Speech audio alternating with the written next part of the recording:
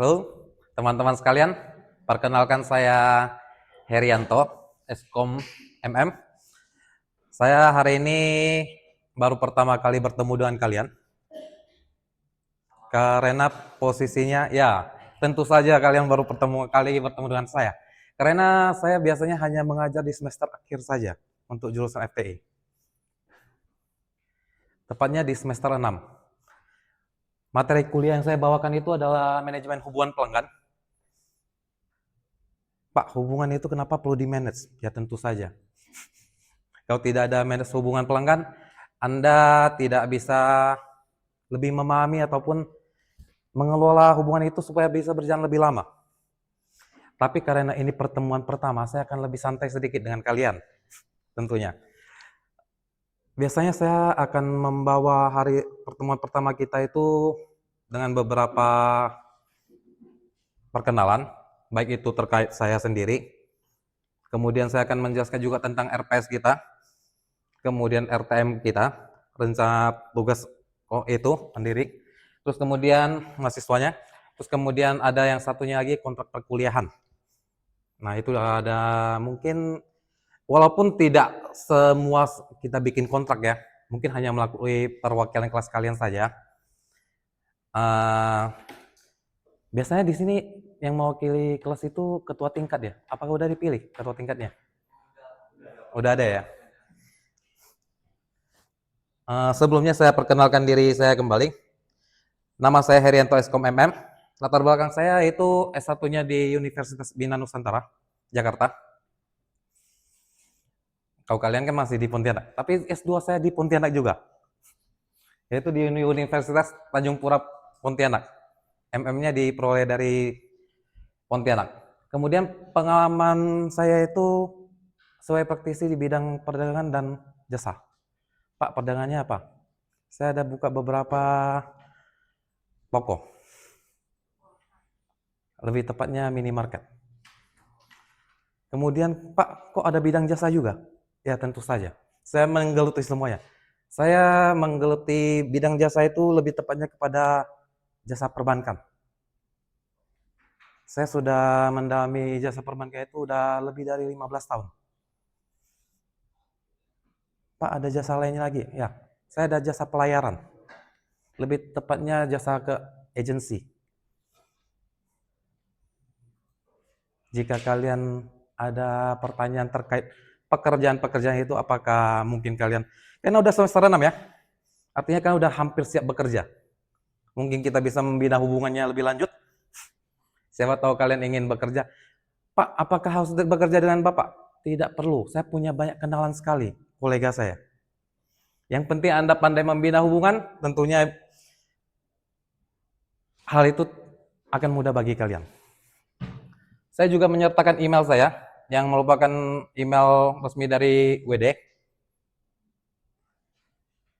Mungkin kalian akan bertanya, Pak, boleh gak punya 2 pekerjaan? Ya, saya sebagai pengajar praktisi tentu saja boleh, karena posisinya saya hanya mengajar di pagi hari aja. Sedangkan malamnya mungkin saya masih siangnya saya udah ada di luar.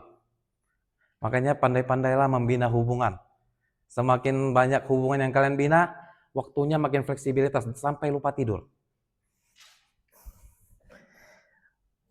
Hari pertama itu pasti membosankan, harapan saya. Kalian tidak akan merasa bosan. Karena saya harus menjelaskan baik itu tata tertib dari WD, Widya Dharma, ataupun tata tertib yang kita bikin sendiri di kelas. Dan saya yakin tata tertib di Widya Dharma ada sebagian yang menyukainya ataupun tidak. Harapannya kalian tetap mematuhi aturan yang di WD itu di luar kelas. Tapi di dalam kelas kita akan bikin peraturan tersendiri. Contoh, Pak boleh makan dan minum nggak? Tentu saja boleh. Makan apa dulu dan minum apa dulu? Itu yang jadi pertanyaan lanjutannya. Minumannya, saya tidak akan membatasi kalian minum apapun itu, selama kalian tidak mengangkat tinggi-tinggi botol minum kalian. Termasuk juga makan. Namun makanannya tidak boleh ada yang mengeluarkan bau. khususnya pentol kuah. Nasi Padang masih baunya masih oke lah. Pizza Hut jangan dipesan. Oh silakan, kalau permen silakan. Kopi jangan. Karena ruangan kita ber-AC, nanti baunya kopi semua. Harapan saya seperti itu. Berikutnya kita akan bahas kontrak dulu. Kontrak perkuliahan kita untuk manajemen hubungan pelanggan. Karena cukup panjang, saya akan meringkas semuanya. Dan lanjutannya mungkin saya nanti akan share mungkin ke Google Classroom ataupun ke WA. Dan saya akan membuat grup untuk hal itu. Mungkin saya akan invite dulu yang pertama ketua tingkat kita. Siapa sih ketua tingkat di sini? Oh, Deva. Ya, saya sudah berkenalan dengan dia. Kenapa saya suka berkenalan dengan orang? Ya karena saya mengajar mata kuliah itu.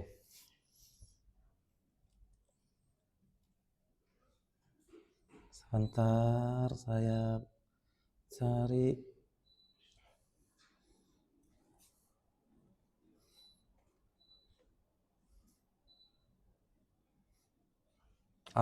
Saya mulai dengan profil lulusan deh.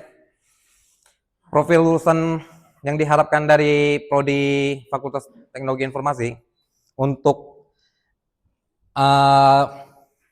bisnis digital itu ada 5. Itu sendiri ada di kenapa tidak muncul di itu slide-nya? Tunggu sebentar ya.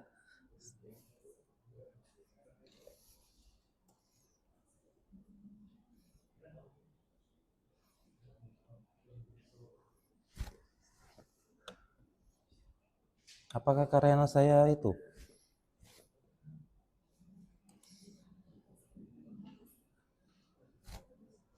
Oh, tidak muncul dia tadi.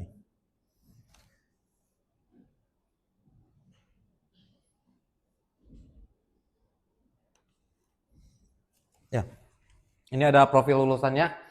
Yang pertama itu ada wirausaha atau pendiri bisnis digital. Terus kemudian tenaga profesional bidang pemasaran digital. Terus yang ketiga itu tenaga profesional bidang teknologi finansial. Yang keempat data analis.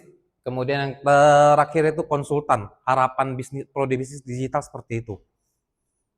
Tapi dengan adanya mata kuliah manajemen hubungan pelanggan, relevansi dengan profil lulusan prodi ini dibagi menjadi mungkin ada 5.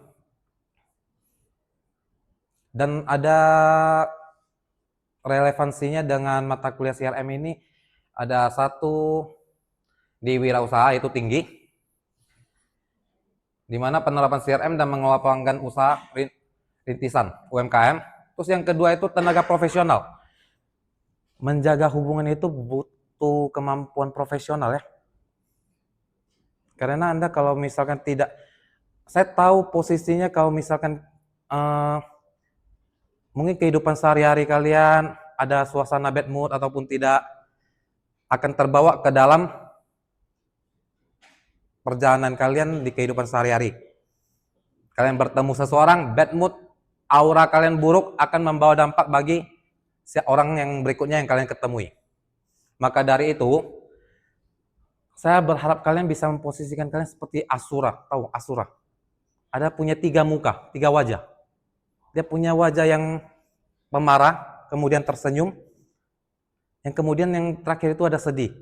Mau hubungan apapun itu, wajah yang kalian tunjukkan, selama kalian bisa berlaku profesional, tunjukkanlah wajah senang atau bahagia.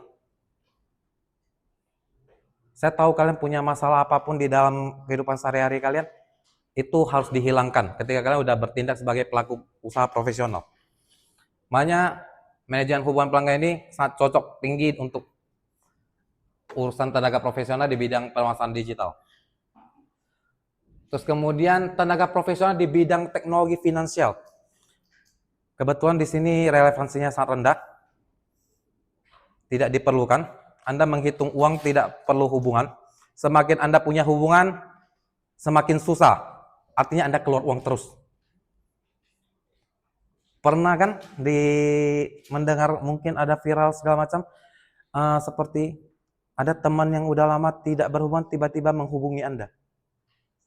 Pinjam dulu 100. Ya, seperti itu kira-kira. Maka dari itu yang manajemen hubungan pelanggan ini tidak berguna untuk itu. Yang keempat itu data analis. Ya, Anda membutuhkan manajemen hubungan pelanggan itu untuk sebagai data analis. Kenapa membutuhkan itu? Karena posisinya kalau misalkan Anda bisa memprediksi pelanggan ingin apa di dalam usaha kalian, Anda bisa menawarkan banyak produk lainnya. Mau itu cross-selling, pernah dengar istilah cross-selling? Tahu upselling?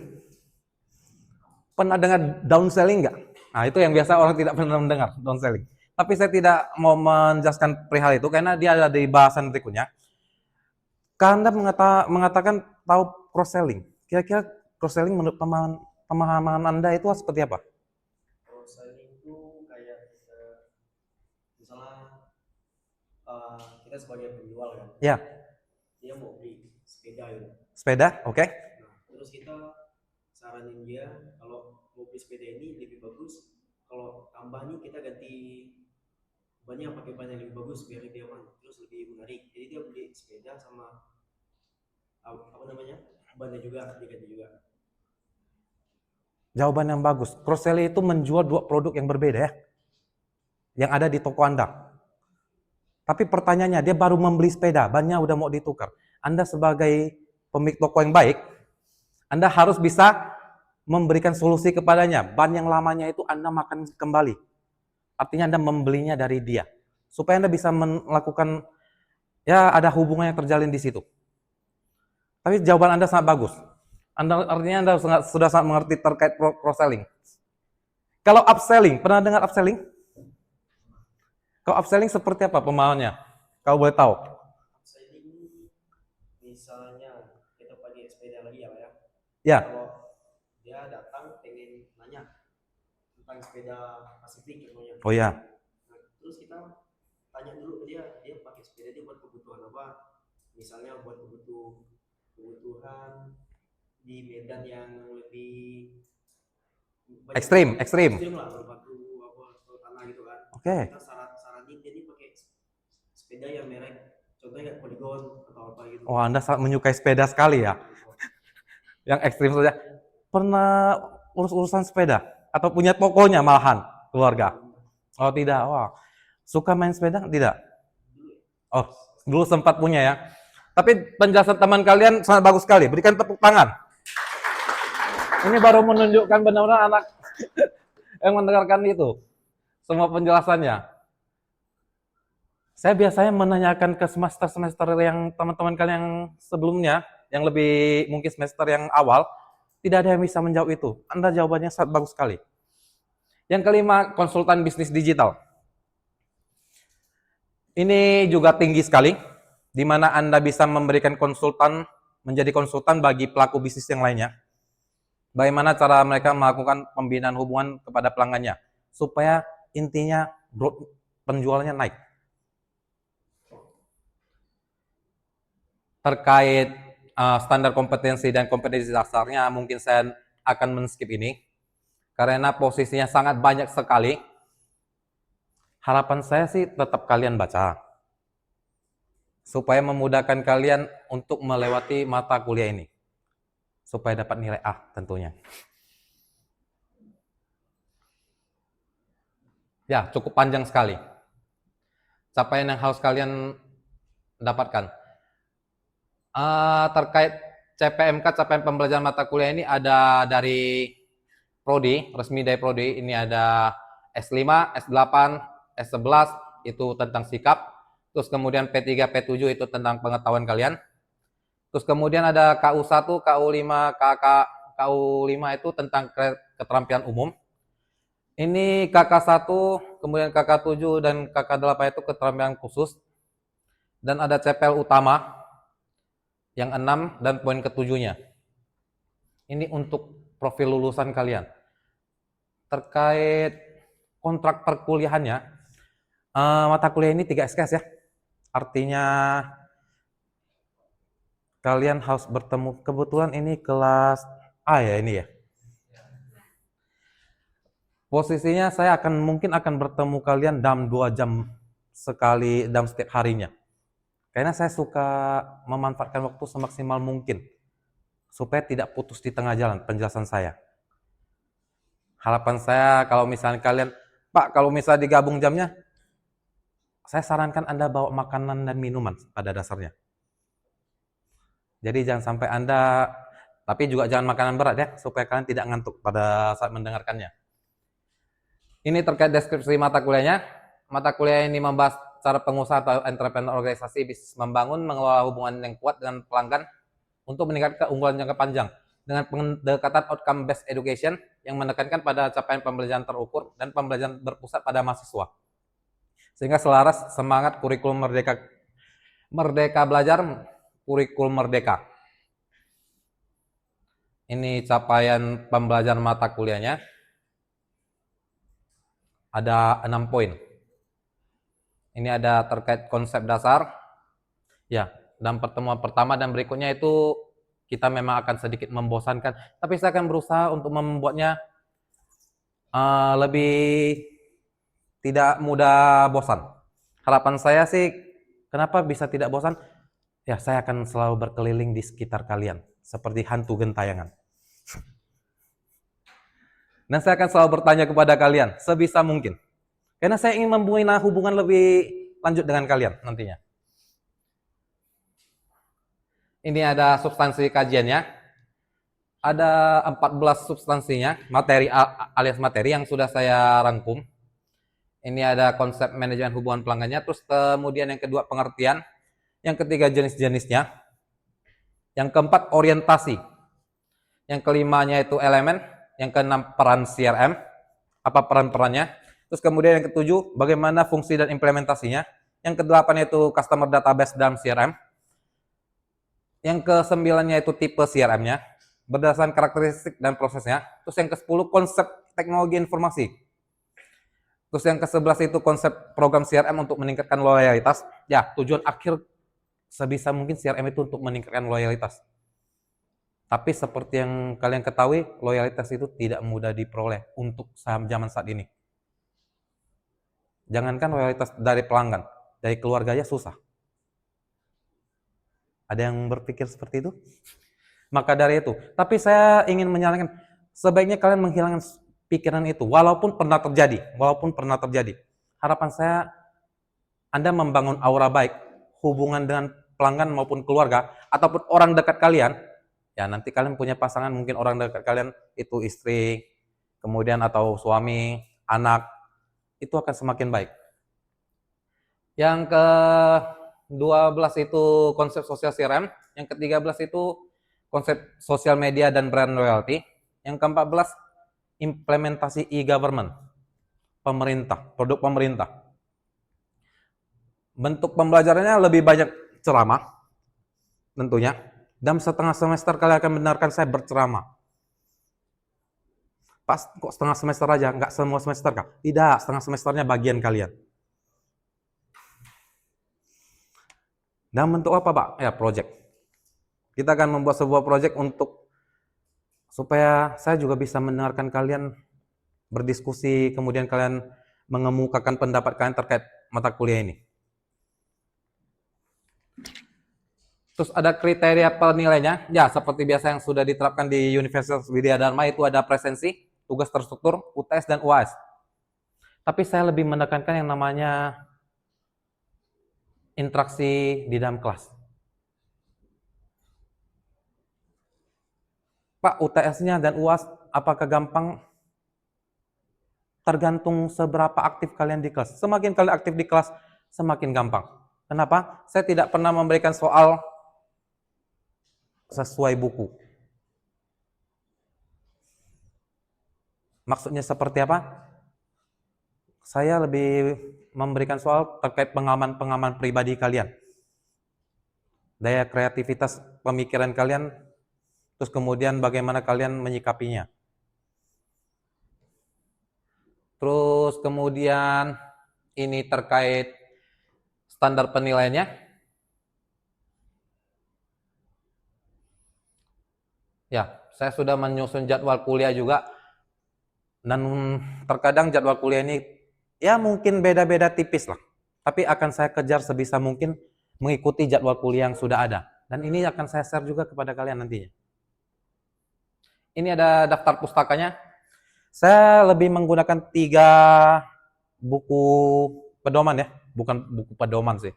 Lebih kepada referensi buku untuk CRM ini. Buku-bukunya itu di sini. Sebentar, saya tampilkan lebih dahulu.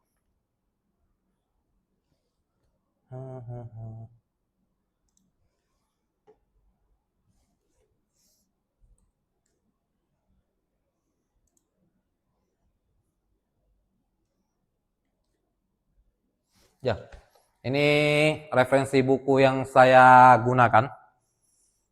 Harganya masih relatif bisa terjangkau, tapi saya tidak menyarankan Anda membelinya, karena saya sudah menyusunkannya dalam bentuk PDF ataupun PowerPoint. Jadi kalian bisa menghemat biaya tersebut. Ini ada yang pertama itu ada Customer Relationship Management, karya Gavarar Vanessa. Itu menceritakan tentang bagaimana melakukan hubungan CRM dengan pihak UMKM, ataupun sebaliknya. Kalau kalian berniat jadi UMKM, ya saya harapannya sih kalian lebih punya impian yang lebih besar lagi. Tapi awal mula untuk membina hubungan itu memang harus dari UMKM dulu. Yang berikutnya itu ada Secret of Customer Relationship Management. Itu terkait rahasia, katanya rahasia. Bagaimana untuk membina hubungan. Kalian merasa membina hubungan itu penuh rahasia? Jangan banyak rahasia ya. Kalau banyak rahasia itu bukan membina hubungan, menghancurkan hubungan. Hubungan yang baik itu harus tanpa rahasia. Memang judulnya seperti itu, tapi saya pengen memberitahukan kalian, hubungan yang banyak rahasia itu menghancurkan hubungan. Yang berikutnya itu, ini paling cocok untuk prodi bisnis digital. Ini Customer Relationship Management, karyanya Iputu. Namanya Iputu ya, bukan saya mengada-ngada. Pak Iputu. Terus kemudian di dalamnya itu memuat sebagiannya itu tentang CRM, sebagiannya itu tentang aplikasi untuk menggunakan CRM. Aplikasi digital. Kalau kalian ingin membelinya mungkin ya sebagai referensi, tidak harus membeli, tapi saya ada ringkasannya kok. Yang berikutnya itu,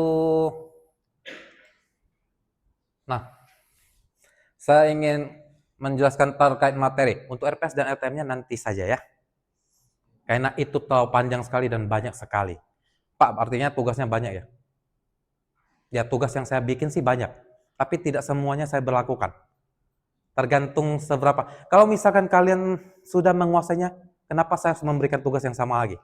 Kecuali kalian tidak menguasainya, saya terpaksa harus memberikan tugas itu untuk kalian bawa ke rumah kalian masing-masing untuk mengerjakannya. Yang paling pasti itu harus ada tugas kelompok. Karena itu berbasis project. Sebentar, saya besarkan terlebih dahulu. Yang mana ini?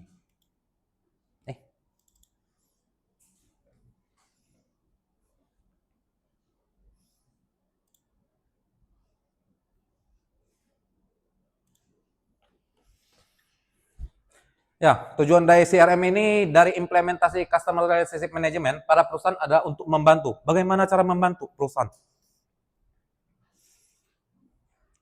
Dengan cara memahami dan mengelolanya. Di dalam meningkatkan dan menjaga kepuasan dan kepercayaan pada pelanggan. Kita hanya bisa menjaga. Tidak mungkin kita memastikan dia pasti 100% bakal loyal kepada kita. Maka dari itu muncul kata manajemen. Karena tidak mungkin kita langsung memastikannya. Apakah saya sudah menguasai manajemen hubungan pelanggan itu pasti mempertahankan atau memastikan pelanggan saya pasti akan loyal kepada saya? Tidak. Hubungan dengan pacar Anda aja belum tentu loyal.